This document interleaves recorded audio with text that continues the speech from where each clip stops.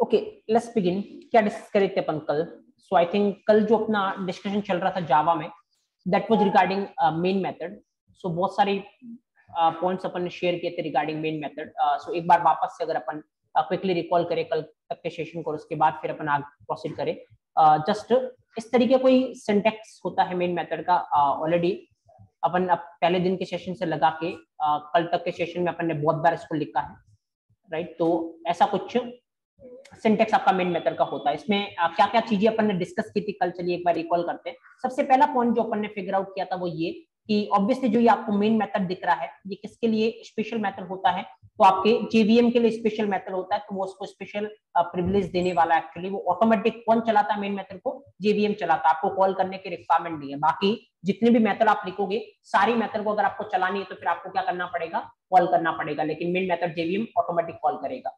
Second, फिर अपन ने ये देखा था कि ये मेथड का क्या है? Return type. रिटर्न टाइप के आगे जितनी भी चीजें लिखी जाती है उनको अपन क्या बोलते हैं? मॉडिफायर्स। तो ये जो पब्लिक और स्टैटिक है वो क्या आपके मॉडिफायर्स है, और ये आपका क्या है? Return type. ये क्या है? आपका मेथड का नाम। और इनको अपन ने बोला था क्या? Command line arguments. जनरली अपन क्या बोलते हैं? आर्ग्यूमेंट्स। बट मेन मेथड के केस में अपन इसको क्या बोलेंगे? Command line arguments. आगे कमांड लाइन लगाने का क्या सेंस है अपन आज के सेशन में पता करेंगे इसका, लेकिन फिलहाल इतनी बात अपन ने कल के सेशन में की थी। उसके बाद जो एक क्वेश्चन अपन ने रिप्रेजेंट किया था वो ये कि ये जो नाम आपको दिख रहा है, मेथड का नाम क्या है? मेन। तो क्या मेन की जगह अपन नाम चेंज करके अपना नाम लिख सकते हैं? अगर क्वेश्चन ये है तो आंसर क्या है? ऑब्वियसली अपन ऐसा कर सकते हैं, लेकिन इसके लिए अपने को क्या करना पड़ेगा? जेवीएम के इंस्ट्रक्शन चेंज करने पड़ेंगे, मतलब उसको कस्टमाइज करना पड़ेगा, और ये काम उसका ओनर कर सकता है। तो मतलब अगर ओरेकल कॉर्पोरेशन चाहे तो ये काम हो सकता है कि मेन का नाम चेंज होके कुछ और हो जाए। ये कोई ऐसा नहीं है कि फिक्स मेन ही है, राइट? तो पहले अपन ने ये जानने की ट्राई की। तो उसके बाद अपन ने देखा था कि मेन मेथड का सिंटेक्स जो है वो बहुत ही स्ट्रिक्ट है, लेकिन फिर भी अपन कुछ चेंजेस इस पे क्या कर सकते हैं? परफॉर्म कर सकते हैं। तो एग्जैक्टली वो कौन से चेंजेस थे वो अपन जानने की ट्राई करते हैं। टोटल कितने चेंजेस थे?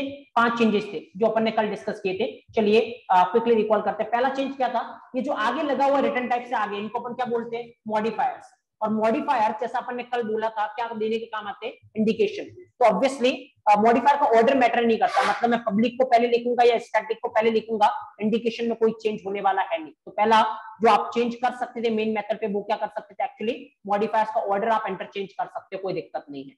सेकेंड जो चेंज मेन मेथड के सिंटेक्स में आप कर सकते हो, तो अगर यहाँ पे नजर जा रही है तो फिर ये ARGS क्या है? वेरिएबल। और वेरिएबल है तो कोई भी वैलिड आइडेंटिफायर नाम आप यहाँ पे यूज कर सकते हो, कोई दिक्कत है नहीं। तीसरा जो चेंज था ये क्या है? एरे है। तो एरे के कॉम्बिनेशन के अकॉर्डिंग अपन इसको कुछ भी चेंज कर सकते हैं। मतलब इस जो ये एरे का इंडिकेशन अपने को दे रहा है, मतलब अपन चाहे तो इसको इस तरीके से लिख सकते हैं, अपन चाहे तो इसको ऐसे भी लिख सकते हैं, स्ट्रिंग ये इसके साथ वेरिएबल के साथ लगा सकते हैं, अपन चाहे तो इसको लास्ट में भी लगा सकते हैं। मतलब ये जब एरे पढ़ेंगे तो अपन डिस्कस करेंगे एरे के कॉम्बिनेशन के अकॉर्डिंग अपन इसको कुछ भी कर सकते हैं। ये तीसरा चेंज है जो अपन कर सकते थे मेन मेथड पे। अच्छा, चौथा चेंज क्या है? चौथा चेंज ये है कि एरे का मतलब होता है स्ट्रिंग तरीके के कितने भी आर्ग्यूमेंट, और ये काम अपन ने एक और तरीके से करना सीखा है कल के सेशन से जस्ट पहले, वो क्या है? वेरार्ग। तो इस एरे की जगह अपन वेरार्ग आर्ग्यूमेंट को भी क्या कर सकते हैं? यूज कर सकते हैं। ये चौथा चेंज था। और जो पांचवा चेंज था वो एक्चुअली ये था कि टोटल जावा में कितने मॉडिफायर होते हैं? 12 मॉडिफायर्स। सेपरेट चैप्टर में अपन एक एक मॉडिफायर को डिटेल में डिस्कस करेंगे, लेकिन 12 में से 2 के नाम तो आपको पता चल गए होंगे, पब्लिक और स्टैटिक। और 3 नाम मैंने कल के सेशन में और बताए थे। एक होता कौन सा? फाइनल। एक होता कौन सा? सिंक्रोनाइज। और एक होता कौन सा? स्टेप। तो मेन मेथड पे एज पर रिक्वायरमेंट इन तीनों में से आप कोई से भी मॉडिफायर को यूज कर सकते हो, कोई दिक्कत है नहीं। तो टोटल कितने चेंज हो गए? 5।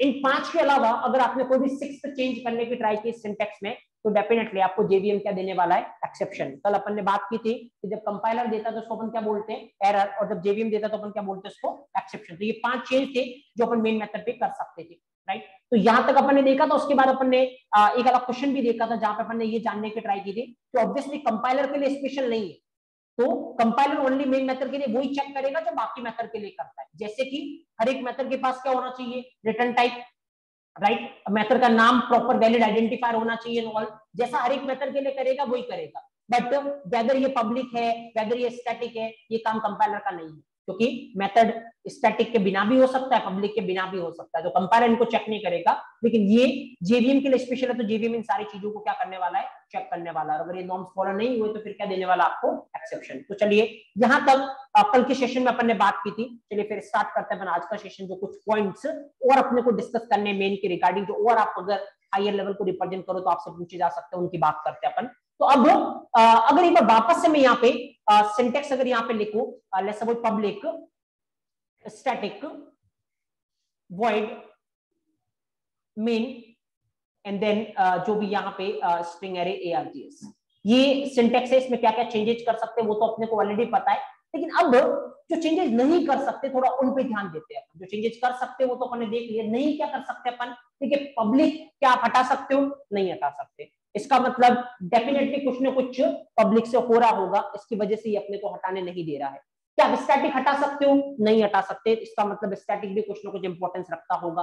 रिटर्न टाइप जैसा मैंने आपको बोला था जब भी अपन ने मेथड देखी थी, मेथड कितने तरीके की होती है जावा में, रिटर्न टाइप और आर्गुमेंट के बेसिस पे कितने तरीके की हो सकती है, 4 तरीके की। उसमें रिटर्न टाइप का रोल आपको अच्छे से पता है, राइट। तो ऑब्वियसली वहां पे अपन ने बात की थी कि अगर मेथड किसी तरीके की कोई वैल्यू रिटर्न करवाती है तो उसका टाइप अपन किसमें लिखते हैं, रिटर्न टाइप में।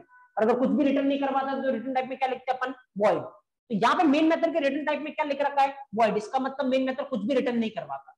तो सवाल ये है क्यों नहीं करवाता ये कुछ भी रिटर्न, अगर करवाना चाहे तो क्या दिक्कत है, राइट। मतलब एक चेंज अपन ने एक भी चेंज ऐसा नहीं पढ़ा जहां पे मैंने ऐसा बोला हो कि वॉइड की जगह आप क्या कर सकते हो, इंट, नहीं कर सकते ऑब्वियसली। जो 5 चेंज अपन ने पढ़े उसमें ये चेंज अपन ने इंक्लूड नहीं किया, तो ऑब्वियसली आप नहीं कर सकते। अगर करने की ट्राई करोगे तो आपको अगेन जेवीएम क्या देने वाला है, एक्सेप्शन, राइट। तो क्यों नहीं कर सकते, हमेशा कुछ भी रिटर्न क्यों नहीं करेगा मेन, और वो जानने की ट्राई करनी है अपने को। तो पहले इन 3 पॉइंट्स को अपन जानने की ट्राई करते हैं कि पब्लिक हमेशा होना क्यों जरूरी है, मेन स्टैटिक होना क्यों जरूरी है, और ये वॉइड की जगह अपन कुछ और रिटर्न टाइप क्यों नहीं लिख सकते, राइट। तो चलिए सबसे पहले अपन आते हैं पब्लिक की तरफ। देखिए अभी इतना डिटेल में मैं आपको नहीं बता रहा रिगार्डिंग पब्लिक, क्योंकि जैसा मैंने आपको बोला है इस चैप्टर के जस्ट बाद अपन ऑब्जेक्ट ओरिएंटेड चैप्टर को देखेंगे, और उसके बाद अपन डिक्लेरेशन एंड एक्सेस मॉडिफायर को देखेंगे, जहां पे मैं आपको बताऊंगा टोटल 12 मॉडिफायर्स है, उसमें पब्लिक भी एक मॉडिफायर है, उसको अपन डिटेल में डिस्कस करेंगे एक पॉइंट वहां पे। लेकिन अभी मैं आपको जस्ट ये बता रहा हूं, अगर किसी चीज को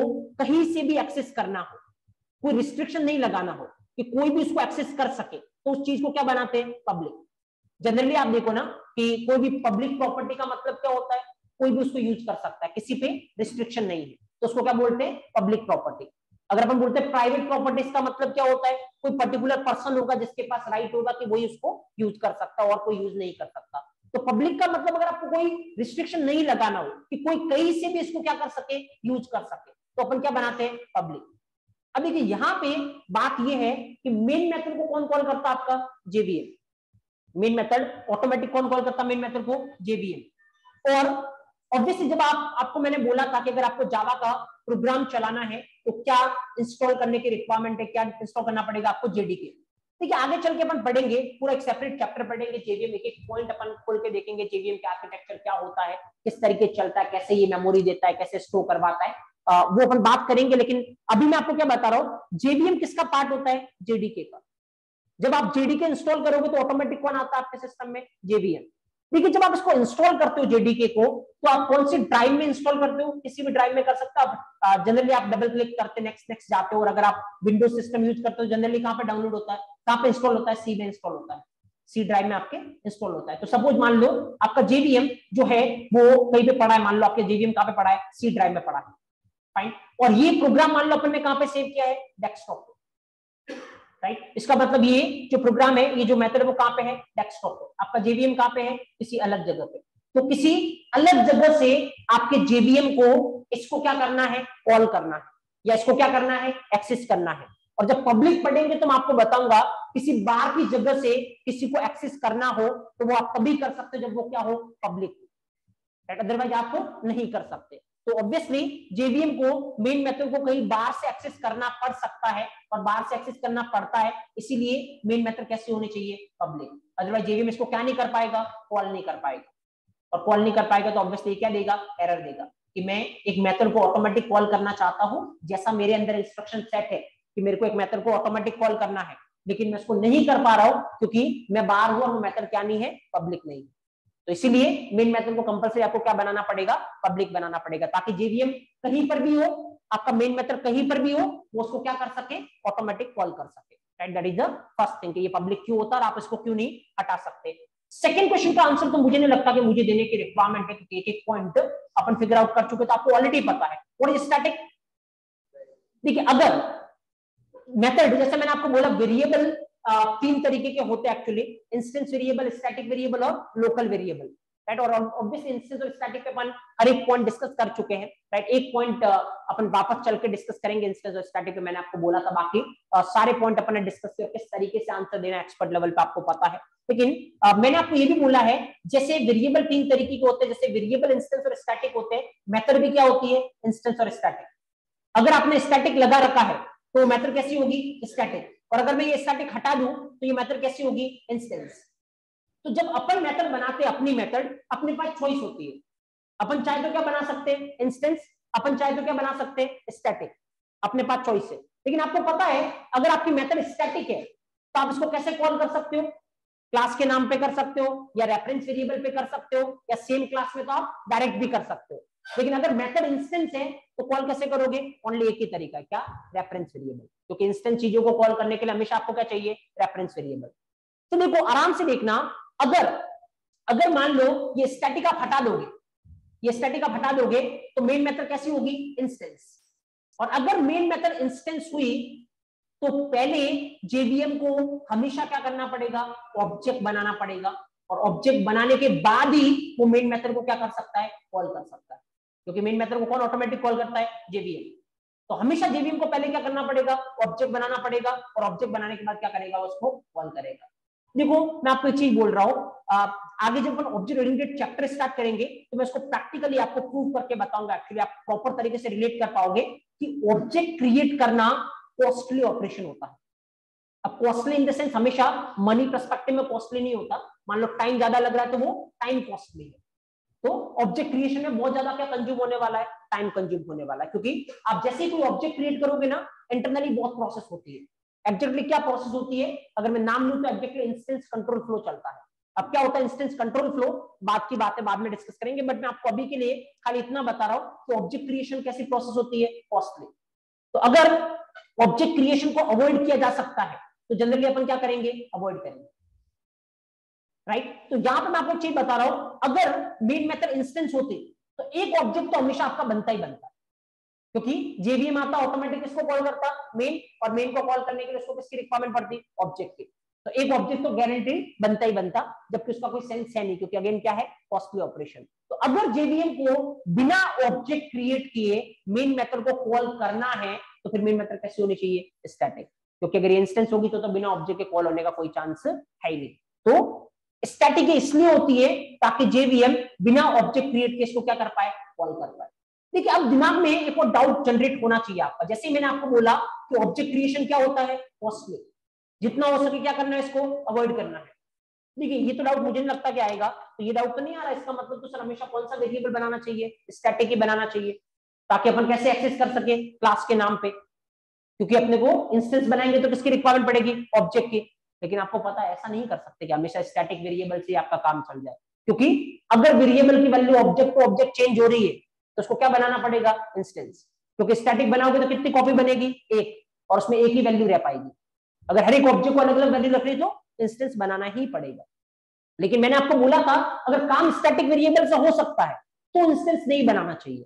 जैसे अपन ने वहां पे एग्जांपल भी देखा था कि कॉलेज नेम सबके लिए सेम है, तो अपन उसको इंस्टेंस बनाने जाएंगे तो मल्टीपल कॉपीज क्रिएट हो रही है, इतनी एक्स्ट्रा मेमोरी लगेगी एक्चुअली। इसलिए अपन उसको क्या बनाना पसंद करेंगे, स्टैटिक। तो अगर काम स्टैटिक से हो सकता है तो डेफिनेटली क्या बनाना है, स्टैटिक। लेकिन हमेशा स्टैटिक से काम होगा ये पॉसिबल नहीं है। ऑब्वियसली अगर आपको इंस्टेंस की जरूरत पड़ेगी तो वहां पे फिर आपको ऑब्जेक्ट क्रिएट करना ही पड़ेगा। इसलिए मैं बोल रहा हूं अगर अवॉइड कर सकते तो अवॉइड करना है, बट हर एक सिनेरियो में अवॉइड नहीं कर पाओगे। अगर हर एक सिनेरियो में अवॉइड कर पाते तो फिर तो ऑब्जेक्ट क्रिएशन होता ही नहीं चाहिए, राइट। क्योंकि उसके बिना ही काम हो ही रहा है हर चीज। लेकिन ऑब्वियसली ऐसा पॉसिबल है नहीं। इसीलिए मेथड में मैं आपको अभी तक अपन ने ये बात नहीं की है कि कब मेथड को इंस्टेंस बनाना चाहिए और कब स्टैटिक बनाना चाहिए। ये बात करेंगे अपन आगे चल के, तब मैं आपको बताऊंगा कि ऐसा नहीं है कि हमेशा स्टैटिक बनाने से काम चल जाएगा। जरूरत पड़ेगी तो मेथड को भी क्या बनाना पड़ेगा, इंस्टेंस बनाना पड़ेगा। और अगर आप मेथड को इंस्टेंस बनाओगे तो फिर कॉल कैसे करोगे, रेफरेंस वेरिएबल पे। बट अभी सवाल वो नहीं, अभी सवाल ये है कि मेन मेथड स्टैटिक क्यों होता है, सिंपल, ताकि जेवीएम इसको बिना ऑब्जेक्ट के क्या कर पाए, कॉल कर पाए। तो दो क्वेश्चन का आंसर तो आपके पास है। पब्लिक क्यों होता है, अगर जेवीएम को मेन मेथड को कहीं से भी एक्सेस करना है तो फिर मेन मेथड को क्या होना पड़ेगा, पब्लिक। दूसरा स्टैटिक क्यों, ताकि जेवीएम बिना ऑब्जेक्ट क्रिएट के किसको कॉल कर पाए, मेन मेथड को कॉल कर पाए, क्योंकि अगर इंस्टेंस होता तो ऑब्वियसली इसको क्या क्रिएट करना पड़ेगा, ऑब्जेक्ट। अब तीसरे पे आते हैं, और तीसरा ये कि मेन मेथड का रिटर्न टाइप हमेशा वॉइड क्यों होता है, राइट। जबकि अपनी मेथड में तो अपन ने बोला था कि अगर रिजल्ट को मैनिपुलेट करवाना है तो अपन क्या कर सकते हैं, रिटर्न करवा सकते हैं। मेन मेथड क्यों नहीं करवाता कुछ रिटर्न, चलिए एक बार थोड़ा जानने की ट्राई करते हैं। सपोज यहां पे मान लो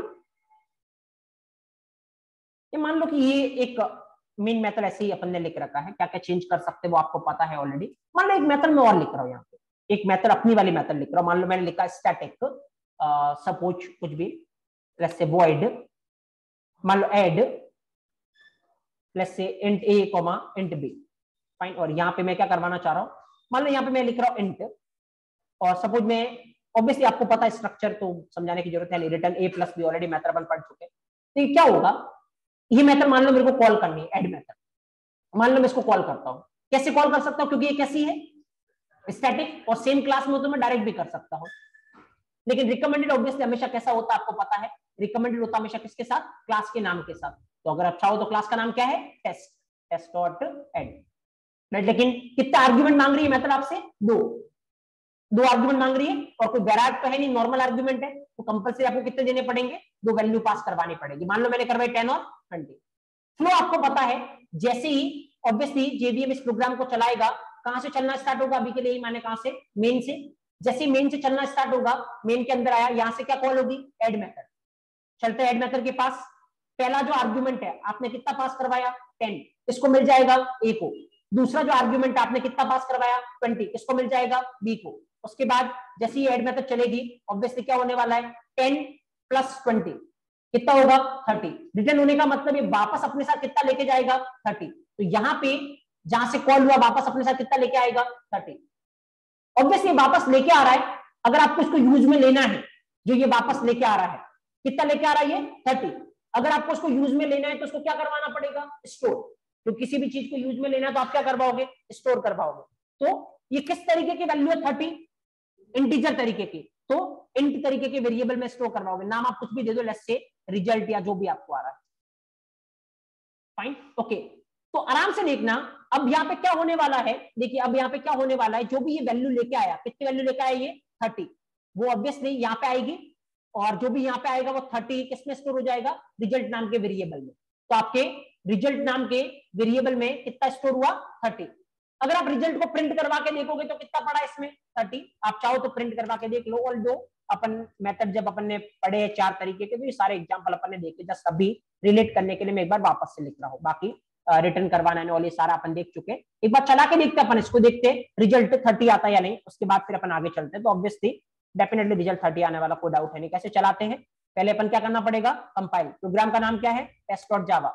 अगर कोई एरर नहीं है तो कंपाइलेशन सक्सेसफुल होगा, तो फिर आप रन कर सकते हो। क्लास का नाम क्या है, टेस्ट। आउटपुट कितना आ रहा है, 30, बिल्कुल जो अपन ने प्रिडिक्ट किया वैसा ही होने वाला है। अब यहां से एक चीज समझना खाली, और वो ये देखो, तो वापस से अगर अपन समझने की ट्राई करें क्या होने वाला है, जैसे ये चलेगा, जेवीएम किसको कॉल करेगा, मेन मेथड को। मेन मेथड चलने वाला होगा, इसके अंदर आएगा, यहां से कौन सी मेथड कॉल हो रही है, ऐड मेथड।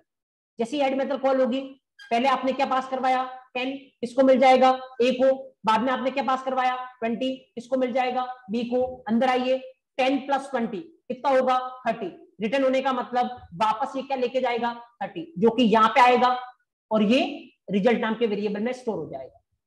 नीचे आप रिजल्ट जब प्रिंट करवा रहे हो तो रिजल्ट में क्या पड़ा है, 30, इसीलिए क्या प्रिंट हो रहा है, 30। बट ध्यान देने वाली बात यहाँ पे ये है, जब भी कोई मेथड कुछ रिटर्न करवाता है वो कहां पे जाता है। चलिए क्वेश्चन बहुत सिंपल है, जब भी मेथड कुछ रिटर्न करवाता है वो किसके पास जाता है, जिसने उसको कॉल किया है। जैसे इस मेथड ने जो भी रिटर्न करवाया वो कहां पे गया, जो इसको कॉल करेगा उसके पास जाएगा। जैसे कहां से कॉल किया है, यहां से, तो ये 30 कहां पे गया, इसके पास गया। तो ऑब्वियसली अपन क्या कर सकते हैं, इसको अगर यूज करना है आपको इस रिजल्ट को, तो आप क्या कर सकते हो, यूज कर सकते हो। वेदर प्रिंट करवाना है या प्लस 10 20 कुछ भी करना है तो आप मैनिपुलेट कर सकते हो अपने हिसाब से, राइट। तो सिंपल सी बात है, जब भी मेथड कुछ भी रिटर्न करवाता है तो वो किसके पास जाता है, उसके कॉलर के पास, जिसने उसको कॉल किया है।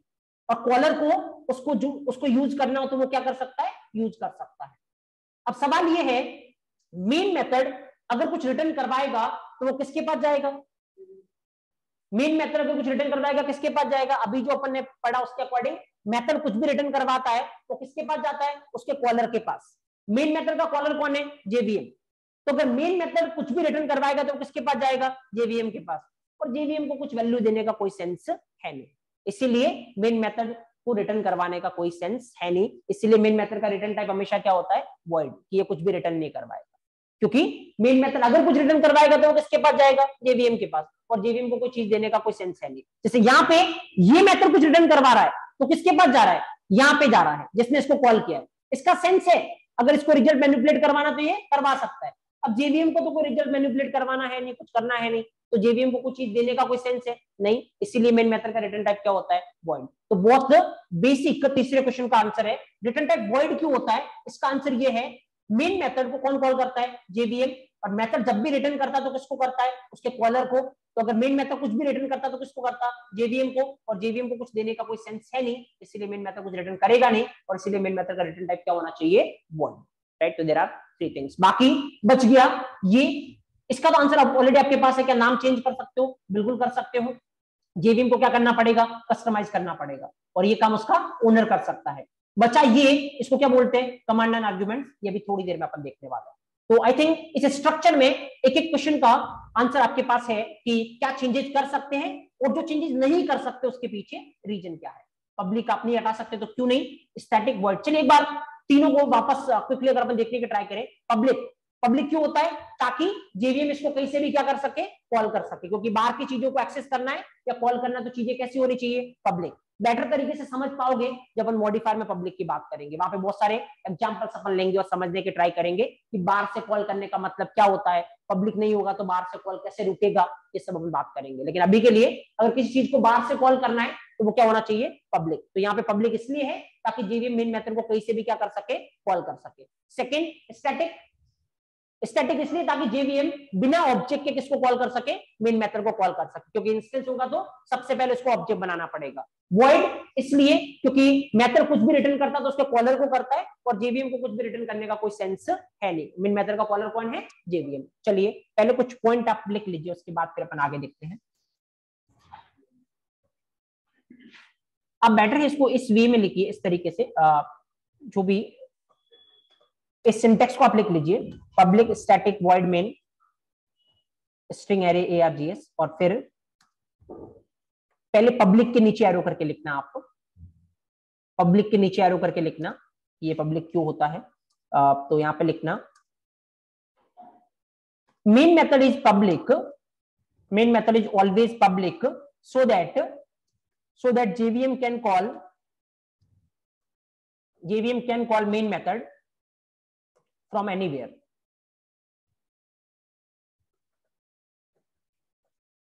Main method is always public so that JVM can call main method from anywhere.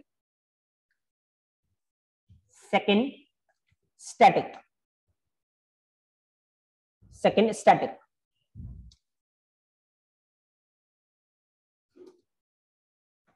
Main method is always static. Main method is always static so that JVM can call main method. JVM can call main method without object. JVM can call main method without object. Number third, void के नीचे arrow करके लिखना आपको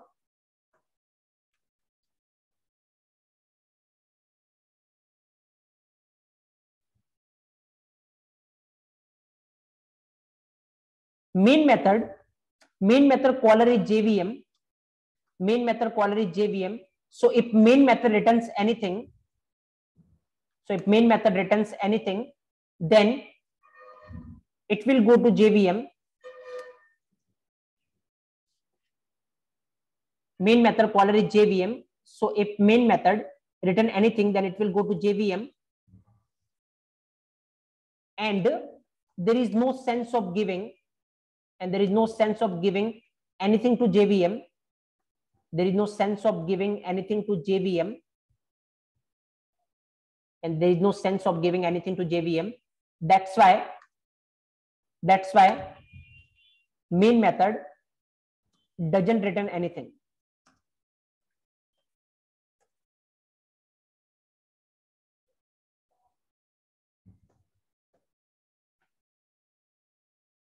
Main method caller is JVM. So if main method returns anything, then it will go to the JVM, and there is no sense of giving anything to JVM. That's why main method doesn't return anything.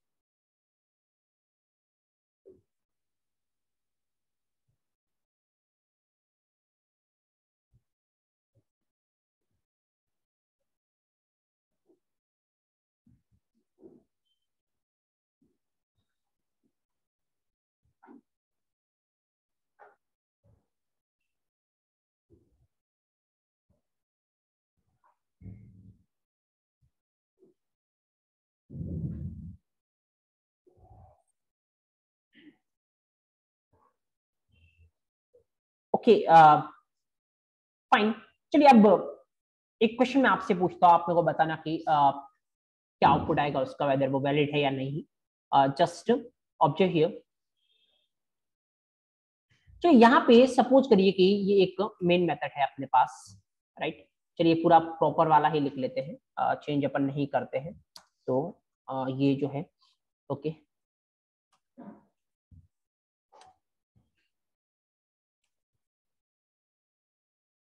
Okay यहाँ पे मान लो मैं कुछ भी print करवा रहा हूँ.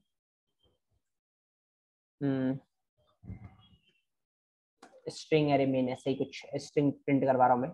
और एक और मान लो सपोज मैं मेन मेथड लिखना चाह रहा हूँ यहाँ पे. फाइन, यहाँ पे मान लो मैंने लिखा इंट.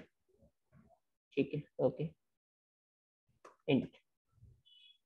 ओके, आपके पास एक प्रोग्राम है जिसमें आपको अभी दिख रहा होगा कि टोटल कितनी मेन मेथड अपन ने लिख रखे यहाँ पे 2, राइट. एक मेन मेथड है जो कि कैसा आर्गुमेंट ले रही है, स्ट्रिंग एरे, राइट. अभी एरे क्या होता है वो अपना कंसर्न पॉइंट नहीं है. एक मेन मेथड जो ऊपर वाला आपको दिख रहा है वो स्ट्रिंग एरे आर्गुमेंट ले रहा है, और नीचे वाला जो लाइन नंबर 7 पे आपको मेन मेथड दिख रहा है वो इंट आर्गुमेंट ले रहा है, राइट. ओके, चलिए आप मेरे को बताइए, अगर इस प्रोग्राम को अपन चलाने की ट्राई करेंगे तो फिर क्या आउटपुट आने वाला है.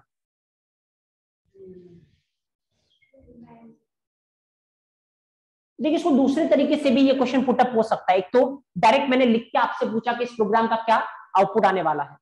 एक ये दूसरे तरीके से भी क्वेश्चन पुटअप हो सकता है.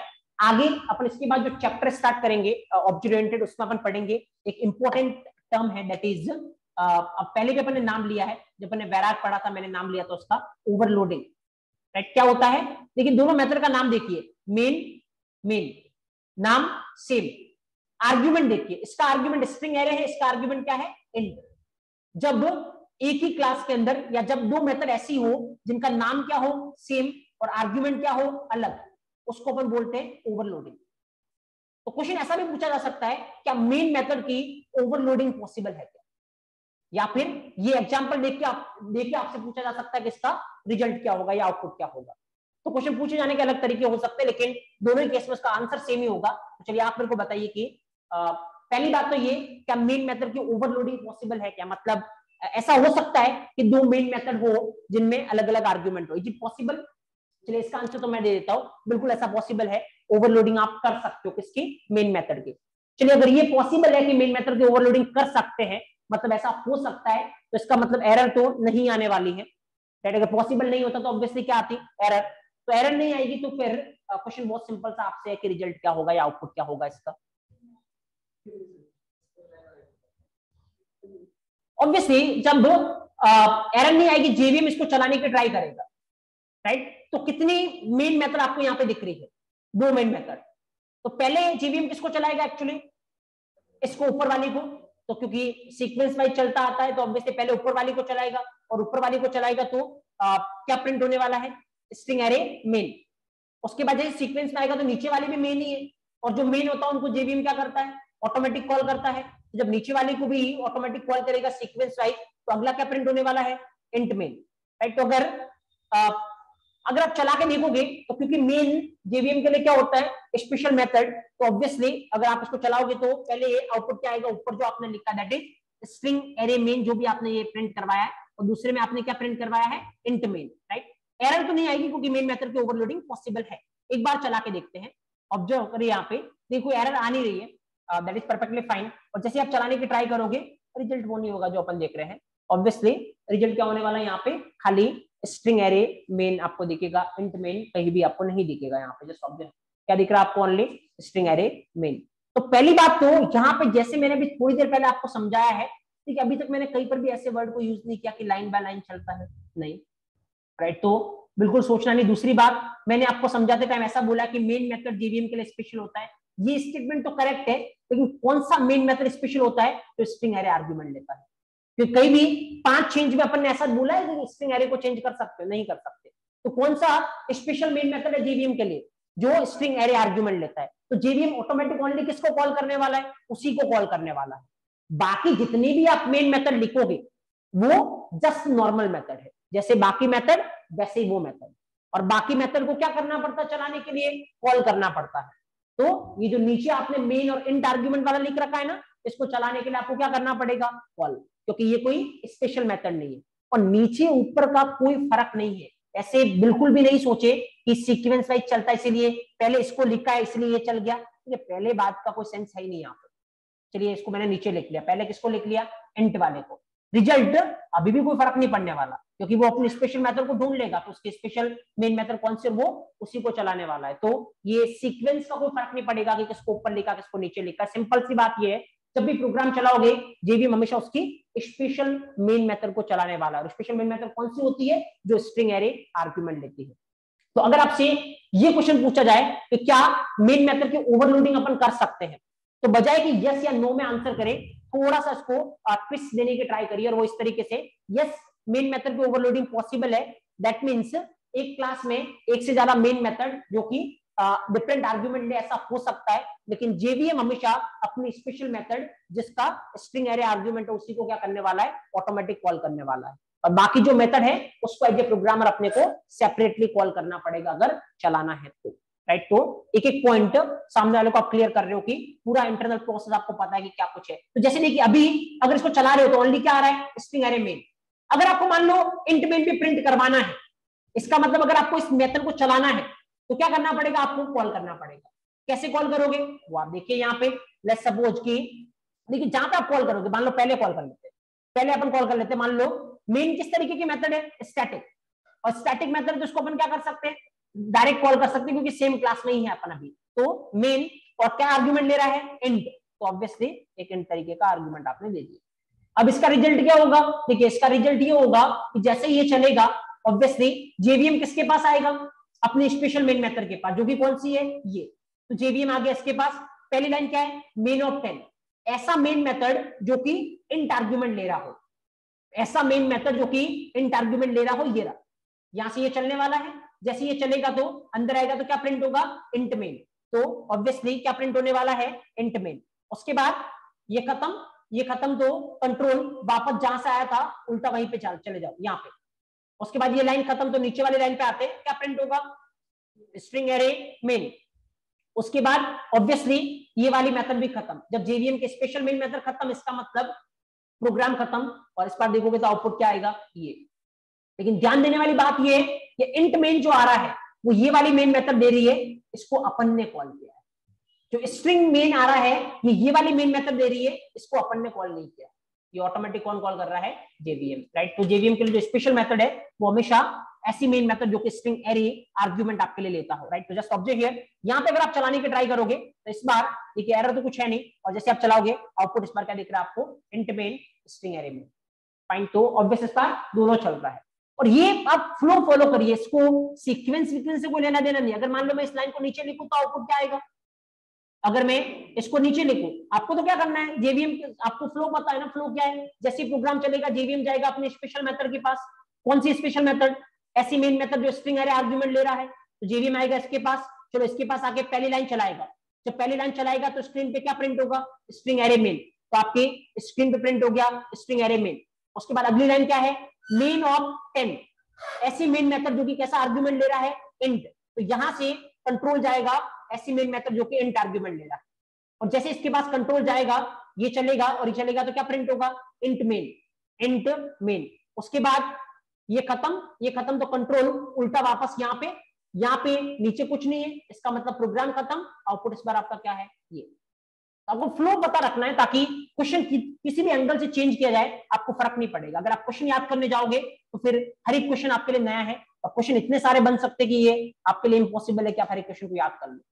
जबकि फ्लो हमेशा किसी भी तरीके से क्वेश्चन घूमेगा लेकिन फ्लो नहीं घूमने वाला। तो फिर इस बार आउटपुट अपने क्या दिख रहा है यहाँ पे, स्ट्रिंग एरे मेन एंड इंटरमेन, राइट। तो सवाल बहुत सिंपल सा है कि अगर मेन मेथड की ओवरलोडिंग हो सकती है, कि आंसर बिल्कुल हो सकती है। उस केस में जेवीएम ऑटोमेटिक ओनली जो स्ट्रिंग एरे आर्गुमेंट ले रही है उसी को चलाएगा।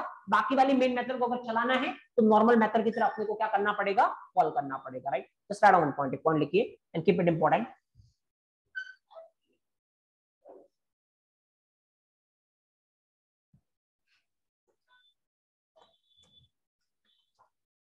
Overloading of main method is possible. Overloading of main method is possible. That means in a class, there can be more than one main method. There can be more than one main method. There can be more than one main method. There can be more than one main method which are taking different arguments. There can be more than one main method which are taking different arguments. Overloading of main method is possible. That means in a class there can be more than one main method which are taking different arguments, but in this case JVM will automatically call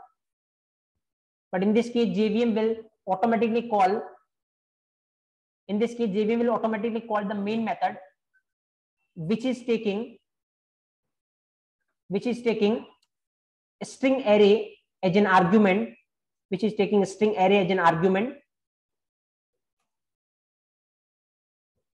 but in this case JVM will automatically call the main method which is taking string array as argument,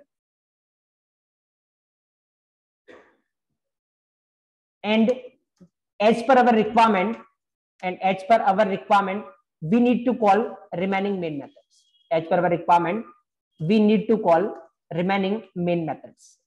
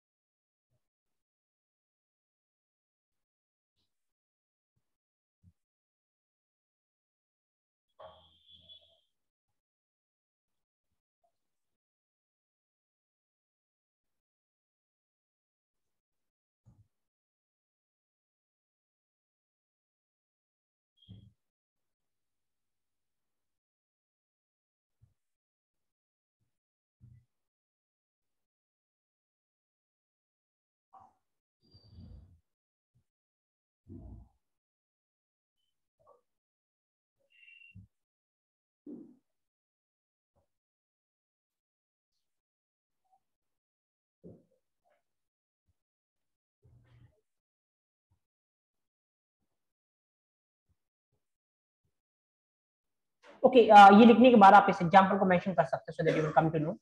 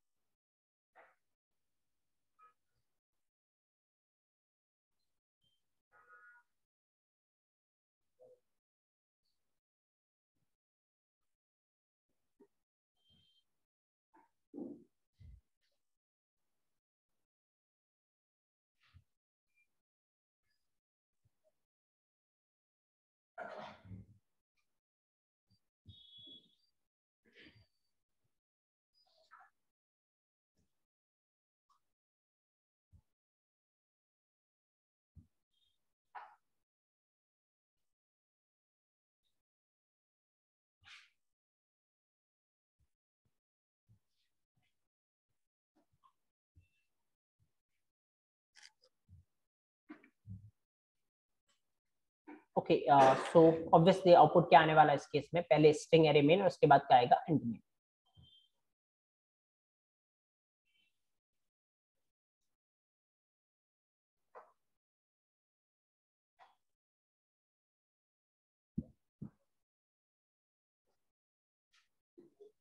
बोलिए।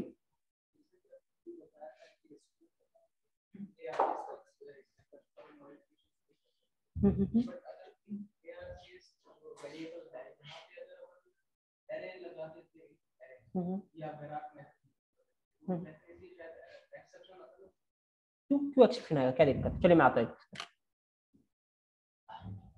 Okay, ये लिखने के बाद एक doubt है जिसपे अपन पहले represent करते हैं। एक डाउट ये है कि मान लो यहाँ पे जो अपन ने ये इंट लिख रखा है, इंट args, अगर मैं यहाँ पे ऐसा कर लेता हूँ, फाइन, तो ये कौन सी मेथड बन गई? ये जो लाइन नंबर 3 पे लिखा हुआ है vararg मेथड, मतलब ये इंट तरीके के कितने भी आर्गुमेंट ले सकता है। अगर आप अभी इस प्रोग्राम को चलाने की ट्राई करोगे, व्हाट विल हैपन? सर सबसे पहले तो कंपाइलर को एरर देने वाला है क्या? नहीं, कंपाइलर क्या चेक करेगा, हर एक मेथड के लिए दोनों का रिटर्न टाइप है, नाम प्रॉपर लिख रखा है, आर्गुमेंट भी प्रॉपर है, दैट इज फाइन, कोई दिक्कत नहीं, राइट। अब कोई इशू नहीं है तो जेवीएम इसको चलाएगा।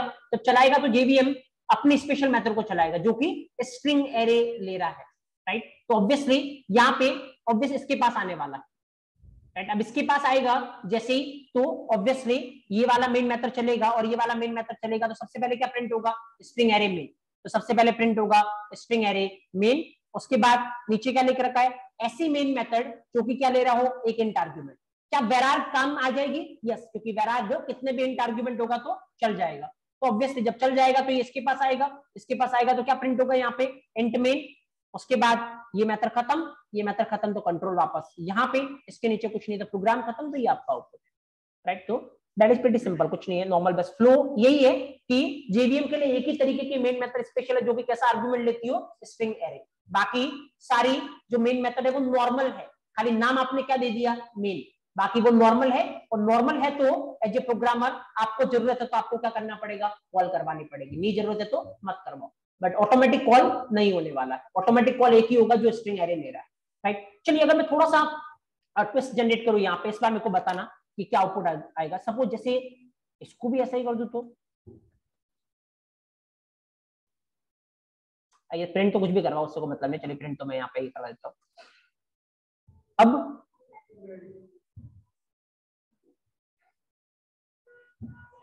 चलिए ये तो मत करना कॉल इसको, क्योंकि कॉल तो ये करवाओगे तो एरर आ जाएगी वैसे कि वो इंट नहीं है, ठीक है। अब बताइए मेरे को, दो मेन मेथड है, एक ऊपर वाली है वो भी स्ट्रिंग एरे ले रही है, नीचे वाली मेन मेथड भी क्या ले रही है, आपका स्ट्रिंग एरे, और ऊपर वाली मेन मेथड कुछ प्रिंट करवा रही सीएसडी और नीचे वाला स्ट्रिंग एरे मेन प्रिंट करवा रहा है। What is the output? Obviously यहाँ पे जब इस प्रोग्राम को जेवीएम चलाएगा तो ऑब्वियसली क्या होने वाला है, जैसे पहले मेथड के पास आएगा, क्या ये जेवीएम के लिए स्पेशल है?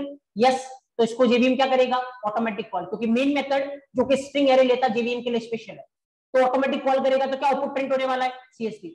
जैसे जेवीएम नीचे वाली मेन मेथड को देखेगा, उसको पता चलेगा ये भी क्या है, स्पेशल, क्योंकि ये मेन मेथड भी स्ट्रिंग एरे आर्गुमेंट ले रही है। जब ये भी स्पेशल है तो ये भी जेवीएम ऑटोमेटिक कॉल करेगा, जब ये भी ऑटोमेटिक कॉल करेगा तो इसकी वजह से क्या आएगा, स्ट्रिंग एरे मेन। तो इस बार जेवीएम कितने मेथड को ऑटोमेटिक कॉल कर रहा है, दो, क्योंकि दोनों की दोनों मेथड जेवीएम के लिए क्या है, स्पेशल, क्योंकि अपन ने जो पढ़ा उसके अकॉर्डिंग क्या है, ऐसी मेन मेथड जो कि स्ट्रिंग एरे आर्गुमेंट लेती है वो जेवीएम के लिए क्या है, स्पेशल। तो इसको चलाने की ट्राई करते हैं, ऑब्वियसली दोनों ही मेन मेथड को जेवीएम चलाने वाला है, बट ट्विस्ट इज जैसे कंपाइल करोगे ना, एक एरर आपका वेट कर रही है, ये आउटपुट नहीं आएगा जो आपने अभी फिगर आउट किया है, जस्ट ऑब्जर्व हियर, राइट। तो फिर अब इसका आंसर ये है कि एक्चुअली अगर एक क्लास के अंदर दो मेथड ऐसी है जिसका नाम सेम है और आर्गुमेंट डिफरेंट है, उसको क्या बोलते हैं, ओवरलोडिंग। ये तो कोई दिक्कत नहीं है, लेकिन एक क्लास के अंदर दो मेथड ऐसी हो ही नहीं सकती जिसका नाम सेम हो और आर्गुमेंट भी क्या हो, सेम हो।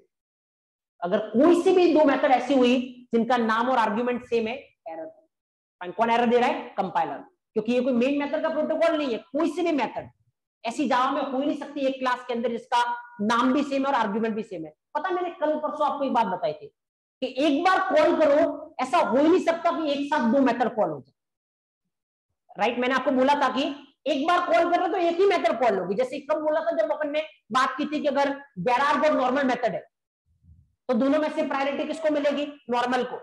तो पहले मैंने समझाया था कि वेरार्ग भी चल जाएगा नॉर्मल भी चल जाएगा, जबकि ऐसा था नहीं, क्योंकि एक बार कॉल करोगे एक ही चलेगा, राइट। तो यहाँ पे जैसा मैंने आपको समझाया कि जेवीएम दोनों को कॉल कर लेगा, दैट इज नॉट पॉसिबल, क्योंकि एक्चुअली एक ही को कॉल कर सकता है एक बार में, मल्टीपल कॉल हो ही नहीं सकती।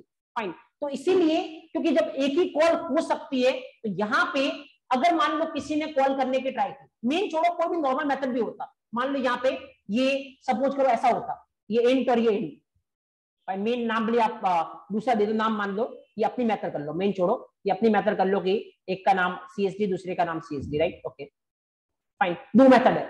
अब ऐसा नहीं हो सकता, क्योंकि जब कॉल करने जाओगे आप, जैसे इसको कॉल कैसे करोगे, जब भी करोगे CSD 10, मान लो आपने ऐसे कॉल किया तो कंफ्यूजन है। पता है क्या कंफ्यूजन है एक्चुअली, कि अब पहले वाला कॉल होगा या दूसरे वाला। वेरार्ग में जब ये कंफ्यूजन था तो मैंने बोला था प्रायोरिटी किसको मिलेगी, नॉर्मल को। क्यों मिलेगी नॉर्मल को, क्योंकि नॉर्मल पहले आया था।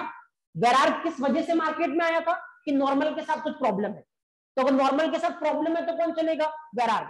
लेकिन अगर नॉर्मल के साथ प्रॉब्लम नहीं है तो कौन चलेगा, नॉर्मल। तो वहां पे प्रायोरिटी देने का तरीका था, लेकिन यहां पे तो ये देखो ये भी नॉर्मल है ये भी नॉर्मल है, अब दोनों तो एक साथ चल नहीं सकती, दोनों में से एक को आप प्रायोरिटी दे नहीं सकते क्योंकि दोनों एचडी सेम है, राइट। अब जब न तो दोनों में से एक को प्रायोरिटी दे सकते हो, जब न दोनों एक साथ चल सकती है, तो क्या ये दोनों एक साथ रह सकती है, नहीं।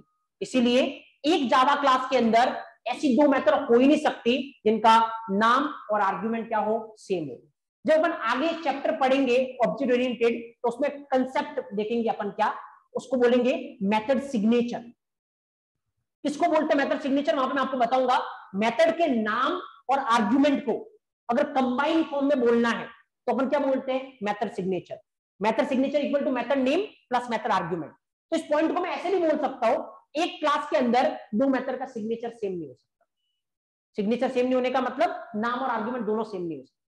या फिर ऐसे बोल दो कि एक क्लास के अंदर दो मेथड जिनका नाम और आर्ग्यूमेंट सेम हो, ऐसा हो ही नहीं सकता। या दोनों को कंबाइन बोलना तो आप क्या बोल सकते हो, सिग्नेचर। तो आगे अपन समझेंगे सिग्नेचर को, वैसे यही होता है सिग्नेचर, मैं आपको वापस बताऊंगा, बट अभी अगर आपको इंक्लूड करना तो अभी भी क्या इंक्लूड कर सकते हो यहाँ पे, सिग्नेचर। फाइन, तो देखो एक्चुअली क्या होता पता है, जब भी इस प्रोग्राम को कंपाइल करोगे ना, जब भी इस प्रोग्राम को कंपाइल करोगे, देखिए मेथड को कॉल होने में कितनी चीजों की जरूरत होती है, दो चीजों की। जैसे इसको कॉल करना तो कैसे करोगे, CSD 10, कितनी चीजों की जरूरत होती है, एक तो नाम और एक आर्ग्यूमेंट। मेथड को कॉल होने में हमेशा दो चीजों की जरूरत होती है। तो ये दो चीजें दो की सेम नहीं हो सकती, क्योंकि ये दोनों चीजें किसी की सेम हो गई तो कंफ्यूजन होगा कि कॉल किसको करना है। जैसे देखिए इन दोनों का नाम और आर्ग्यूमेंट दोनों ही सेम है, तो there will be confusion. Fine, तो क्या करता पता है, जब भी आपका कंपाइलर इस प्रोग्राम को कंपाइल करता है वो ऐसे करता है, जैसे स्टेप बाय आता जाएगा, पहली मेथड के पास आएगा तो वो अपने पास क्या स्टोर करके रखेगा, एक मेथड का नाम CSD है और वो कौन सा आर्ग्यूमेंट ले रही है, इंट। फाइन, उसके बाद इस मेथड के पास चला गया, जैसे कंपाइलर इस मेथड के पास आएगा उसको पता चलेगा इस मेथड का नाम CSD है और ये भी कैसा आर्ग्यूमेंट ले रही है, इंट। कंपाइलर बोलेगा ऐसी तो ऑलरेडी एक मेथड और है, जब मैं ऊपर से आया तो ऐसी तो ऑलरेडी एक मेथड और है, मतलब इन फ्यूचर क्या होगा, कंफ्यूजन। तो आगे जाने नहीं देना है, रोकना है। इसलिए आप एरर, अगर आप, मैं ये इसलिए बता रहा था कि आप एरर पढ़ सको, अगर आप एरर पढ़ोगे ना तो लाइन नंबर 7 पे एरर आएगी और कंपाइलर क्या बोलेगा, CSD of int is already defined. पहले ही आप इसको क्या कर चुके, ऊपर डिफाइन कर चुके, एक बार वापस से आप आर्ग्यूमेंट नाम के सेम मेथड डिफाइन कर रहे हो, जो कि पॉसिबल नहीं, क्योंकि कॉल कैसे करोगे, डिफाइन तो कर लोगे, मैं आपको अलाउ भी कर दूंगा। मेथड क्यों बनाया आपने, क्योंकि कुछ काम कर रहा है, और वो काम कब करेगा, जब मेथड को क्या करोगे, कॉल करोगे। लेकिन आप तो कर ही नहीं पाओगे, क्योंकि दोनों में से किसको कॉल करना है तो आप बता ही नहीं पाओगे, क्योंकि दोनों का एचडी सेम है। जब आप कॉल ही नहीं कर पाओगे तो बनाने का कोई सेंस है नहीं। तो कंपाइलर आपको क्या देने वाला, एरर। देखो एरर ऑब्जर्व करो, किस लाइन पे आ रही है, line number 7।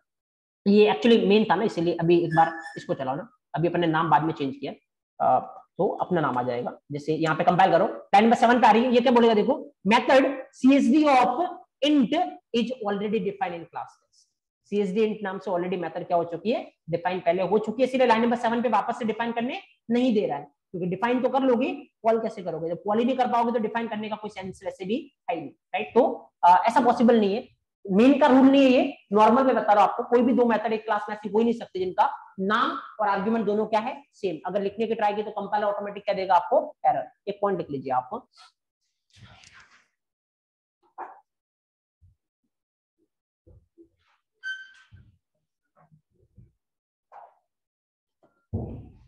in a single java class in a single java class there cannot be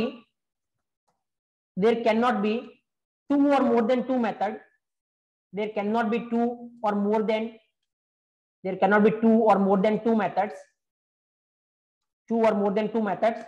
there cannot be two or more than two methods which are having same signature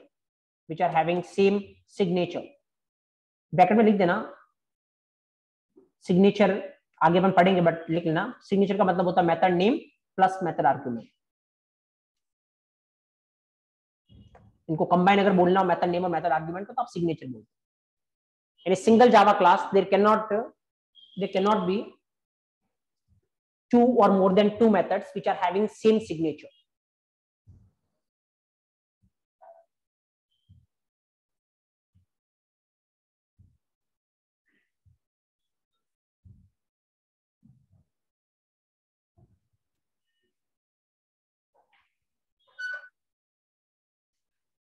fine, okay. ये लिखने के बाद आप example चाहो तो mention कर सकते हो। डेफिनेटली जैसे आप कंपाइल करने की ट्राई करोगे देयर विल बी एरर,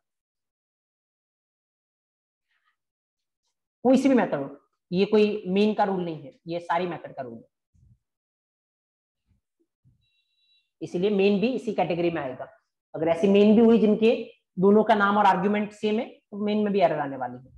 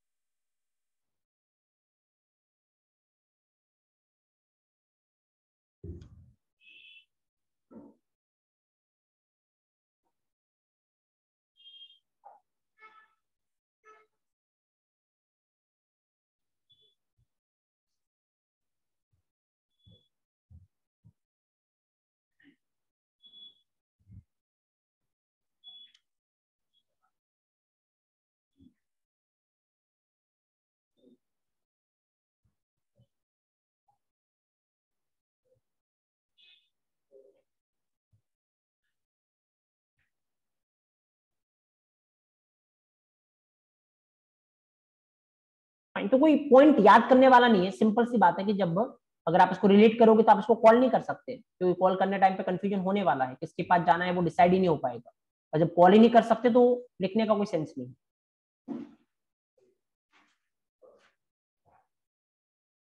तो आप हर एक पॉइंट को रिलेट करें, वो प्रॉपर फील करें। आपको ऐसा नहीं कि नोट्स पर्पज में याद रखना है कि एज इट इज आप इस पॉइंट को रट रहे हो कि दो मेथड ऐसी हो नहीं सकती। रीजन आपको पता होना चाहिए।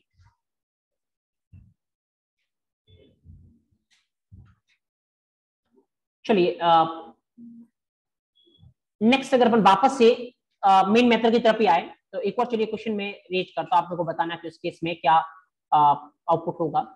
चलिए ये अपन ने अभी थोड़ी देर पहले लिखा था जहाँ पे एक इंट वाला था और चलिए ठीक है, एक इंट वाला था और एक स्ट्रिंग एरे वाला मेन था, राइट। चलिए एक काम करता हूं मैं, अगर मैं ये वाला हटा दूं स्ट्रिंग एरे वाला, ठीक है, और ओनली रखता हूं मैं किसको, इंट वाले को। चलिए आप बताइए मेरे को क्या होगा।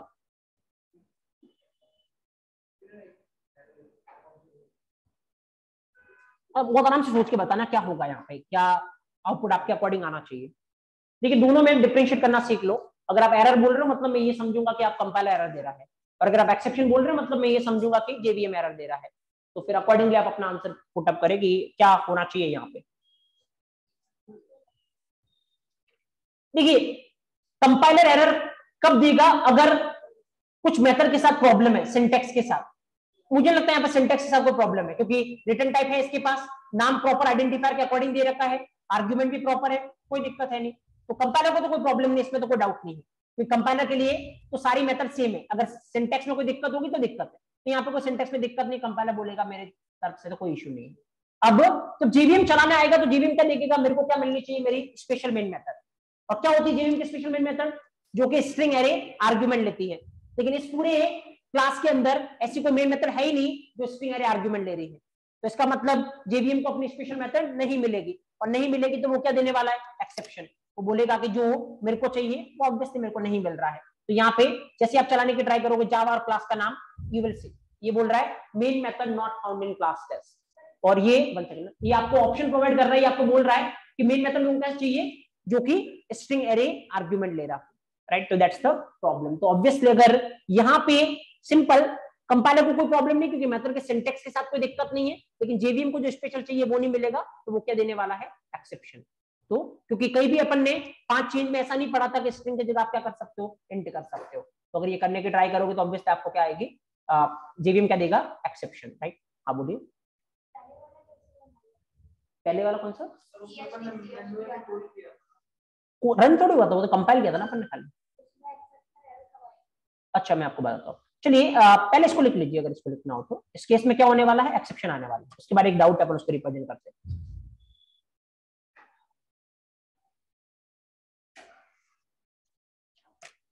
क्योंकि मेन मेथड प्रॉपर फॉर्मेट में नहीं है, तो ऑब्वियसली क्या आने वाला है यहाँ पे, एक्सेप्शन। क्योंकि जो उसको स्पेशल मेन मेथड चाहिए वो यहाँ पे नहीं मिल रही।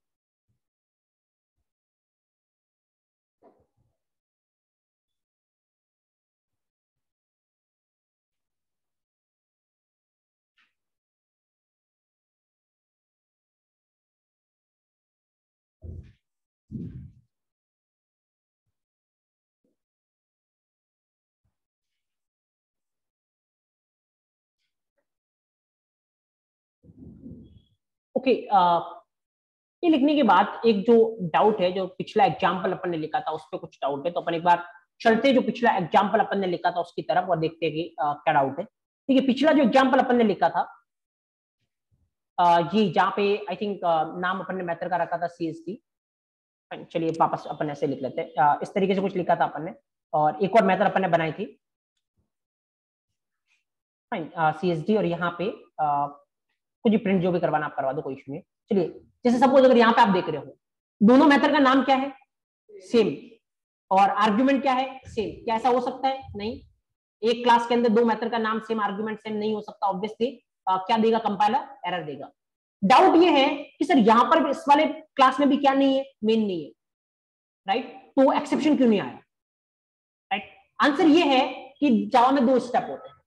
पहले आप क्या करोगे, कंपाइल, राइट। अगर कोई एरर नहीं है तो कंपाइल हो जाएगा, और अगर कंपाइल हो गया तो फिर आप क्या करोगे, रन। अच्छा, एक्सेप्शन कब आता है, जब रन करोगे तब। लेकिन ये प्रोग्राम आपका रन होने लायक तो है ही नहीं एक्चुअली। ये जैसे आप चलाओगे ना, कंपाइलर क्या दे देगा, एरर। अगर कंपाइलर ने कोई एरर नहीं दी होती और इस प्रोग्राम को आप रन करते तो डेफिनेटली एक्सेप्शन आता, क्योंकि इसमें क्या नहीं है, मेन नहीं। लेकिन वहां तक तो पहुंचेगा ही नहीं, क्योंकि पहले ही कौन रोक लेगा, कंपाइलर। फिर कंपाइलर बोल देगा कि ये तो सिंटेक्स ही आप गलत फॉलो कर रहे हो। क्यों, क्योंकि आप लिख रहे हो 2 मेथड जिनका नाम और आर्ग्यूमेंट क्या है, सेम। कॉल कैसे करोगे, तो कॉल करवाओगे तो दिक्कत होने वाली है। और अगर आप ऐसा बोल रहे हो कि कॉल तो मेरे को करना ही नहीं है, तो दूसरा क्वेश्चन पूछेगा जब कॉल करना ही नहीं तो लिखाई क्यों, राइट। तो ऑब्वियसली या तो मत लिखो, और या फिर आपको कॉल करना है तो फिर प्रॉपर लिखो, क्योंकि अदरवाइज तो कॉल कैसे कर पाओगे आप। तो कंपाइलर ही रोक देगा, यहां तक जाने ही नहीं देगा। अगर यहां तक चले गए होते तो डेफिनेटली क्या आता, एक्सेप्शन, क्योंकि इसमें क्या नहीं है, मेन मेथड में, राइट। ये डाउट था। ओके, नाउ नेक्स्ट देखो, जैसे अभी अपन ने एक चीज बोली ना कि मेन मेथड में ओवरलोडिंग पॉसिबल है या नहीं है। क्या होती है ओवरलोडिंग, 2 या 2 से ज्यादा मेथड जिनका नाम क्या हो, सेम, और आर्ग्यूमेंट क्या हो, डिफरेंट। ऑल दो इसको डिटेल में अपन डिस्कस करेंगे, कम से कम 2 सेशन की रिक्वायरमेंट अपने को पड़ेगी। खाली इतना इजी, इतना खाली एक वर्ड अपने को नहीं बोलना कि ओवरलोडिंग क्या होती है, एक एक पॉइंट जिसके बाहर कुछ नहीं बचेगा। इवन आप ओरेकल सर्टिफिकेशन की तरफ या टॉप मोस्ट कंपनी की तरफ देखोगे, अपन डिस्कस करेंगे। बट अभी के लिए खाली मैं आपको इतना सा बता रहा हूँ, ओवरलोडिंग का मतलब क्या है, मेथड का नाम सेम और आर्ग्यूमेंट डिफरेंट। तो मेन मेथड की ओवरलोडिंग हो सकती है, बिल्कुल। मतलब 2 मेन मेथड ऐसा हो सकता है जिनका नाम सेम और आर्ग्यूमेंट क्या हो, different. But JVM automatic call किसको करेगा, स्ट्रिंग एरे वाली। और अगर नहीं मिली स्ट्रिंग एरे वाली तो एक्सेप्शन, राइट। ओके, दो और कंसेप्ट होते हैं जब अपन ऑब्जेक्ट ओरिएंटेड पढ़ेंगे तो अपन पढ़ेंगे वहां पे। एक होता है इनहेरिटेंस, राइट, या फिर टॉप लेवल पे इसको बोलते हैं इजी रिलेशन। बात करेंगे क्यों बोलते हैं इजी रिलेशन एंड ऑल, अभी अपन डिस्कस नहीं कर रहे। एक होता है ओवरराइडिंग, जैसे ओवरलोडिंग होता है ना, एक होता है ओवरराइडिंग। क्वेश्चन ये भी आ सकता है, क्या मेन मेथड का इनहेरिटेंस हो सकता है, क्या मेन मेथड की ओवरराइडिंग हो सकती है। लेकिन इन दो पॉइंट को मैं अभी कंसीडर नहीं कर रहा हूं, अभी मैं आपको नहीं बता रहा हूं। रीजन है क्योंकि अभी आपको ये नहीं पता कि इनहेरिटेंस क्या होता है, अभी आपको ये नहीं पता कि ओवरराइडिंग क्या होता है। जब तक पहले अपन इसको नहीं समझेंगे तब तक इस पॉइंट को आपको याद करना पड़ेगा, और अपन ऐसा नहीं चलेंगे कि कोई भी पॉइंट आपको याद करना पड़े। तो पहले जिस दिन अपन समझेंगे इनहेरिटेंस ओवरराइडिंग, वहां पे मैं दो क्वेश्चन अगेन रेज करूंगा, क्या मेन मेथड का इनहेरिटेंस हो सकता है, क्या मेन मेथड की ओवरराइडिंग हो सकती है। और मुझे इंटरफेयर करने की रिक्वायरमेंट नहीं पड़ेगी, मुझे लगता है ये समझने के बाद आप खुद से आंसर दे पाओगे कि वेदर ऐसा हो सकता है या नहीं, खाली मैं आपसे पूछने वाला हूँ, राइट। तो ये दो पॉइंट अभी अपन यहाँ पे छोड़ रहे हैं, इन दो पॉइंट को अपन डिस्कस करेंगे क्योंकि ये भी आपसे पुटअप हो सकता है। अगर आप ओवरलोडिंग वाला पूछा गया तो डेफिनेटली अगला क्वेश्चन यही आने वाला, क्या इनहेरिटेंस हो सकता है, क्या ओवरराइडिंग हो सकती है, राइट। तो क्या आंसर करना है ये बात की बात है, फाइन। फिलहाल चलिए एक और चीज जिसका मुझे लगता है कि आंसर देना नेसेसरी है, वो ये, अभी तक मैंने भी आपको यही बोला है, और इवन आप किसी से भी बोलोगे तो आपको यही सुनने को मिलेगा, और वो ये कि जावा का प्रोग्राम जो है वो चलना कहां से स्टार्ट होता है, मेन मेथड से। अभी तक जब भी अपन ट्रेस कर रहे हैं तो मैं भी आपको यही बोल रहा हूँ, जेवीएम आएगा सबसे पहले किसको चलाएगा, मेन मेथड को, राइट। जैसे अपन इसको हटा देते हैं इस एग्जांपल को, और अपन नॉर्मल एग्जांपल पे आते हैं, मतलब मेन मेथड लिख लेते हैं अपन यहाँ पे,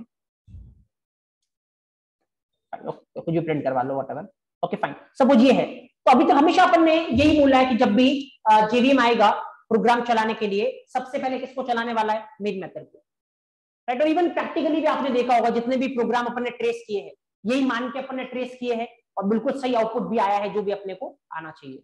और इसीलिए ये बहुत इजीली लोग मान लेते हैं, और ये बहुत इजीली लोग बोलते हैं कि प्रोग्राम हमेशा चलना कहां से स्टार्ट होता है, मेन मेथड से। इनफैक्ट अगर आप इससे पूछोगे मेन मेथड क्या होता है, तब भी लोग ये आंसर देते कि जावा का प्रोग्राम कहां से चलना स्टार्ट होता है, मेन मेथड से। या फिर हर एक जावा के प्रोग्राम में आपको क्या लिखना पड़ेगा, मेन मेथड।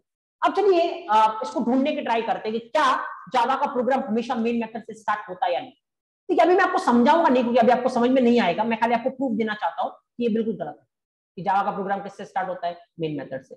इसका प्रूफ मैं आपको देता हूँ, लेकिन प्रूफ देने के लिए मैं क्या लिख रहा हूँ उस पर भी फोकस मत करना, क्योंकि ये अगले चैप्टर में अपन पढ़ने वाला है, ऑब्जेक्ट ओरिएंटेड का कंसेप्ट है।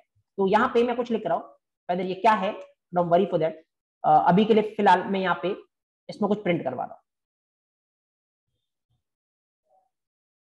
यहाँ पे मान लो मैं लिख रहा हूँ CSD1, राइट, ओके।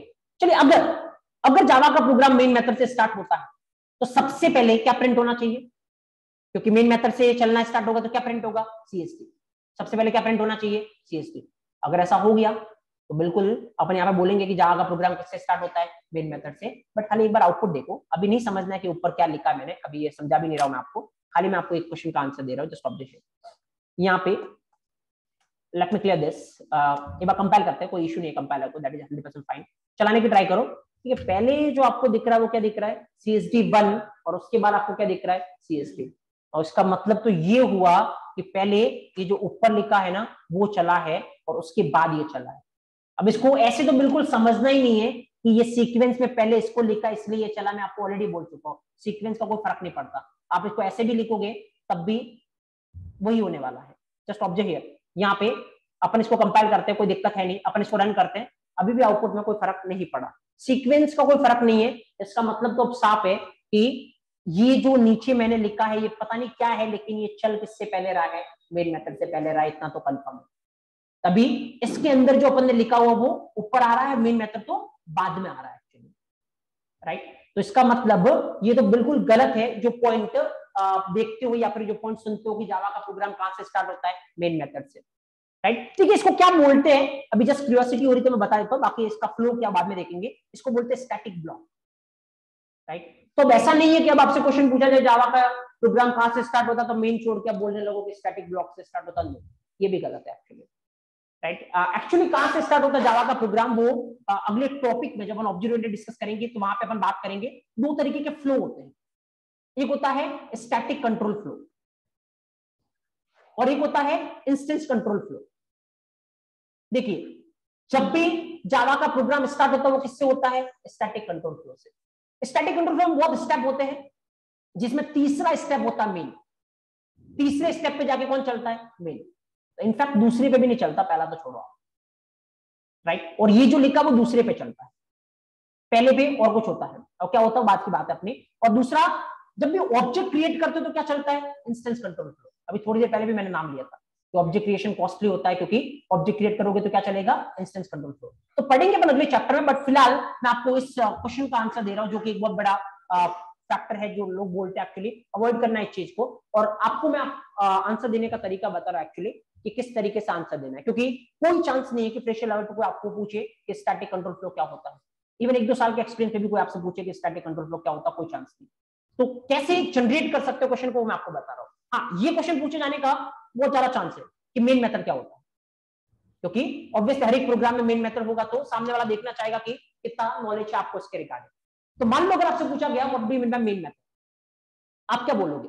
तो आप आंसर देने का बहुत सारे तरीके, देखो कितने तरीके से क्वेश्चन को घुमा सकते हो आप। आपसे पूछा गया मेन मेथड क्या होता है, आप बोलोगे main method is special method for JVM, right? And whenever we are going to execute the program, main method will be automatically called by JVM as a part of third step of static control flow, right? तो अब question आप ले गए किसकी तरफ? What do you mean bye static control flow. और एक बार इसका आंसर देना, लेकिन इस पर फैक्टर अगेन काम करेगा कि सामने वाले को भी पता है या नहीं। अगर आपका जो इंटरव्यू ले रहा है उसको पता है तो डेफिनेटली अगला क्वेश्चन वो आपकी तरफ फेंकेगा, स्टैटिक कंट्रोल फ्लो क्या होता है। एक बार बताना, मुझे नहीं लगता कि अगला क्वेश्चन पुट अप करने की रिक्वायरमेंट उसको पड़ेगी आपके नॉलेज के रिगार्डिंग, राइट। तो क्वेश्चन कैसे ले जाना, देखो एक तरफ से कितनी तरफ घुमा सकते हो।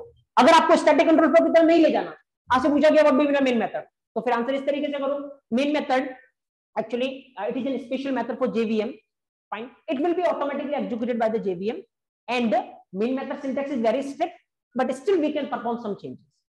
तो अगली बार वापस आने वाला वो सम चेंजेस क्या होते हैं।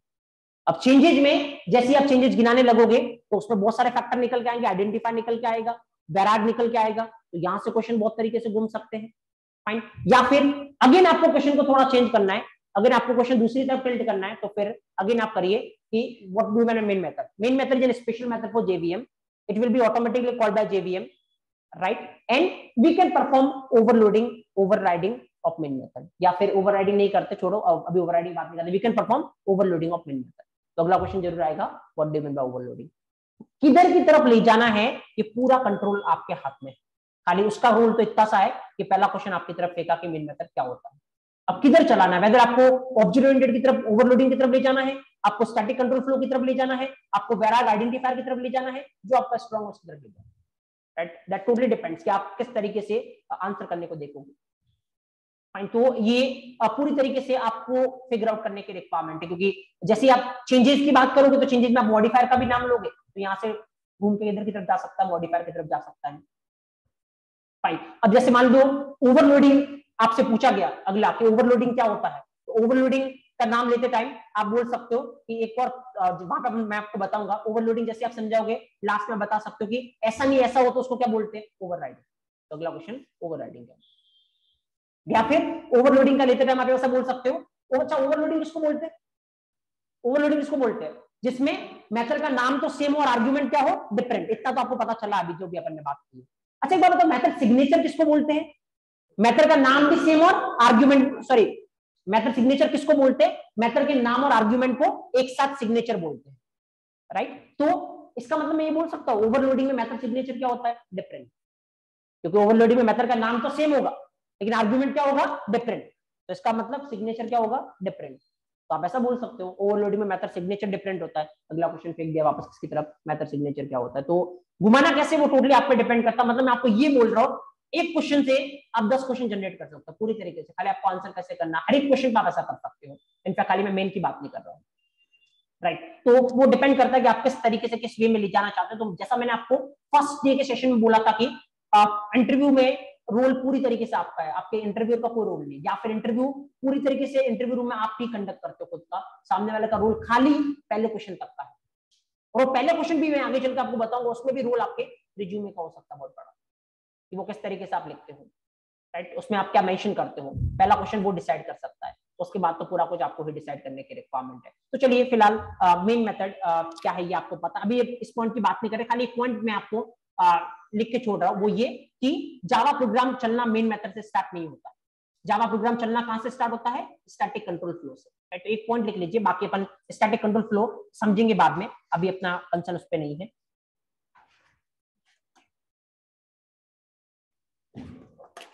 Java program execution starts with a static control flow.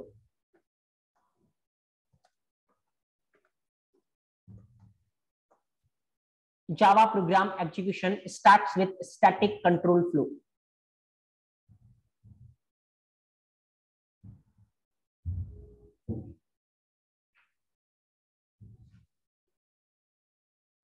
अब क्या होता है स्टैटिक कंट्रोल, वहां पे देखेंगे। तो अभी खाली बस इतना सा लिखने की रिक्वायरमेंट है, और चाहो तो एक पॉइंट और लिख लो, क्योंकि ये मेंशन करो, Java program execution doesn't start with main method.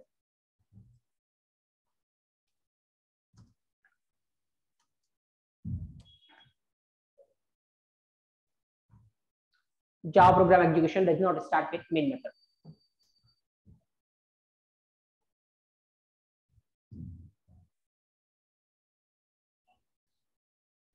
एक तो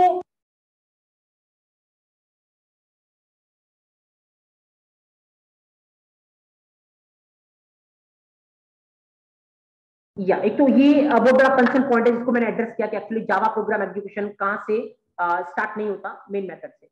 एक और पॉइंट है, चलिए मैं आपसे पूछता हूं, आप मेरे को आंसर करना। अगर मैं आपको ये बोलूं कि मान लो मेन मेथड है, राइट? मेन मेथड बिना लिखे कुछ आपको प्रिंट करवाना है, क्या करवा सकते हो? राइट? अगर आपका आंसर ये है कि थोड़ी देर पहले जो आपने देखा उससे करवा सकते हो, तो आप ऐसा नहीं कर सकते। एक्चुअली आप चलाने की ट्राई करोगे ना, डेफिनेटली क्या आने वाला है? एक्सेप्शन आने वाला है, राइट? क्योंकि जेवीएम पहले ढूंढेगा जरूर कि उसका स्पेशल मेन मेथड है या नहीं, अगर नहीं मिलेगा तो क्या देगा? एक्सेप्शन। तो अगर मैं आपसे क्वेश्चन पूछूं, बिना मेन मेथड के आप कुछ भी स्क्रीन पे प्रिंट करवा सकते हो क्या? तो देखो अभी तो नहीं हो रहा है, फाइन। तो कुछ भी स्क्रीन पे प्रिंट करवा सकते हो क्या? आंसर आपका नो होना चाहिए, लेकिन आपको ऐसे आंसर नहीं करना है। मैं आपको बताऊंगा कि आंसर कैसे करना है, इसका वर्जन स्पेसिफिक आंसर अपन करेंगे, लेकिन ये भी बात अपन समझेंगे जब अपन क्या पढ़ेंगे? स्टैटिक कंट्रोल फ्लो, जब अपन पढ़ेंगे इस स्टैटिक ब्लॉक के बारे में। तो एक और पॉइंट जहां पे अगर आपका आंसर इस तरीके से है कि बिना मेन मेथड के अपन जावा के प्रोग्राम को कुछ भी नहीं चला सकते, या जावा के प्रोग्राम से स्क्रीन पे कुछ भी प्रिंट नहीं करवा सकते, इसका आंसर नो ही है। लेकिन इसको किस वे में आपको किस वे में आपको डिस्क्राइब करने की रिक्वायरमेंट है, वो मैं आपको बताऊंगा एक्चुअली, क्योंकि ये वर्जन स्पेसिफिक आंसर दोगे तो ज्यादा बेटर है। कैसे वर्जन स्पेसिफिक आंसर देना वो बात की बात है। तो फिलहाल अगर हम बात करें तो मेन मेथड के रिगार्डिंग जो पॉइंट्स अपन ने छोड़ रखे, लाइक ओवरराइडिंग, इनहेरिटेंस या कुछ स्टैटिक ब्लॉक के रिगार्डिंग, अगर उन पॉइंट्स को हटा दे तो फिर आप बहुत इजीली आप कमिट कर सकते हो कि अब आप किसी भी लेवल के इंटरव्यू में रिप्रेजेंट करो। इनफैक्ट इवन आप ओरेकल सर्टिफिकेशन टॉप कोर्स को रिप्रेजेंट करो, मेन मेथड के बाद ऐसा कोई क्वेश्चन मेन मेथड से नहीं बनेगा जिसका आंसर आपके पास नहीं हो। एक और चीज यहाँ पे अपने को आइडेंटिफाई करने की रिक्वायरमेंट, एक और देखने की रिक्वायरमेंट, इसके बारे में अभी अपन ने डिस्कस नहीं किया, इसको क्या बोलते हैं? Command line argument. तो एग्जैक्टली ये अपना नेक्स्ट टॉपिक है अभी मेन मेथड पे कि कमांड लाइन आर्गुमेंट क्या होता है, राइट? तो उससे पहले आई थिंक ऑलरेडी आपको पता है कि 10 डेज का ओपन सेशन का लास्ट डे है एक्चुअली। तो कल आपका एग्जाम है, इंस्ट्रक्शन आपको मिल गए होंगे, लेकिन मैं क्विक इंस्ट्रक्शन आपको फिर भी प्रोवाइड करवा देता हूँ। एग्जाम का टाइमिंग जो कल है वो आप 10 AM से लेके 10 PM के बीच में कभी भी 1 घंटे के लिए उसको अटेंड कर सकते हो। 1 आवर का एग्जाम होगा, राइट? टोटल 15 क्वेश्चन होने वाले हैं, राइट? हर एक क्वेश्चन 4 मार्क्स का रहेगा, मतलब टोटल 60 मार्क्स होने वाले हैं यहाँ पे, राइट? तो ये 1 आवर का एग्जाम है, 15 क्वेश्चन है, टोटल 60 मार्क्स है।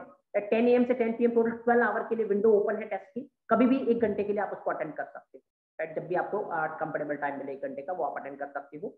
और उसके बाद इवन यहाँ पे जो क्वेश्चन में है, थोड़ा ध्यान से आप क्वेश्चन को पढ़ना, क्योंकि 2 कैटेगरी के क्वेश्चन हो सकते हैं, 3 कैटेगरी के इनफैक्ट हो सकते हैं। पहला जो कैटेगरी है वो सिंगल चॉइस, जहाँ पे एक ही ऑप्शन करेक्ट होगा, तो जब भी एक ऑप्शन करेक्ट होता है, आपने देखा होगा अगर टेस्ट दिया हो तो इस तरीके से राउंड शेप में बटन आता है, जहाँ पे एक पे क्लिक करोगे तो दूसरे से हट जाएगा, मतलब एक टाइम पे एक पे क्लिक कर पाओगे।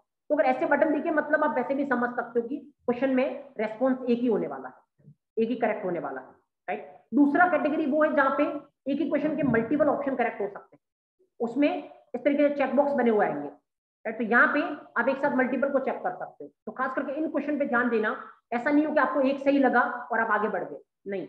अगर ऐसा है तो मल्टीपल सही हो सकते हैं, तो आपको सब पे क्लिक करना है जो आपको लगता है सही है, तभी वो क्वेश्चन आपका करेक्ट काउंट होगा, अदरवाइज वो क्वेश्चन आपका इनकरेक्ट काउंट होगा। तो ये दूसरी कैटेगरी है, तो खासकर इस कैटेगरी में ध्यान रखना। और तीसरी कैटेगरी वो है जहां पे आपके पास ऑप्शंस नहीं होंगे, आपको रिजल्ट निकाल के बॉक्स में लिखना होगा ये रिजल्ट आएगा इसका, राइट। तो मतलब आउटपुट फैच करके जो भी आउटपुट आएगा वो आपको बॉक्स में लिखना होगा, उसमें ऑप्शन नहीं होंगे आपके पास। तो तीनों कैटेगरी से क्वेश्चन हो सकते हैं, तो आप अकॉर्डिंगली हर एक क्वेश्चन को प्रॉपर तरीके से रीड करें और उसके बाद ही फिर उसका आंसर देने को सोचें, राइट। दूसरा, मंडे ऑनवर्ड्स, ये तो कल आपका टेस्ट है और मंडे ऑनवर्ड्स आपका इंटरव्यू प्रोसेस स्टार्ट हो जाएगी। उसके लिए आई थिंक आप अपना स्लॉट पिक कर सकते हो 15 मिनट का, इस टाइम पे आप अवेलेबल हो। जो भी आप स्लॉट पिक करोगे उसी स्लॉट में आपका होने वाला है इंटरव्यू, राइट। लेकिन वो इधर या तो मंडे को हो सकता है या ट्यूसडे को हो सकता है, दोनों में से किसी भी दिन आपका हो सकता है। तो स्लॉट ऐसा पिक करें जिस सेम स्लॉट पे आप मंडे को भी अवेलेबल हो और ट्यूसडे को भी अवेलेबल हो, ताकि किसी भी दिन हो तो आपको दिक्कत नहीं है, राइट। तो ये 15 मिनट का स्लॉट आपका इंटरव्यू होने वाला है। ये पूरा प्रोसेस होने के बाद फिर आपकी मेरिट लिस्ट बनेगी, जहां पे जितने भी मार्क्स आपने यहाँ पे गेन किए हैं उसका 30% कंसिडर होगा, और जितने भी मार्क्स आपने इंटरव्यू में गेन किए उसका 70% कंसिडर होगा।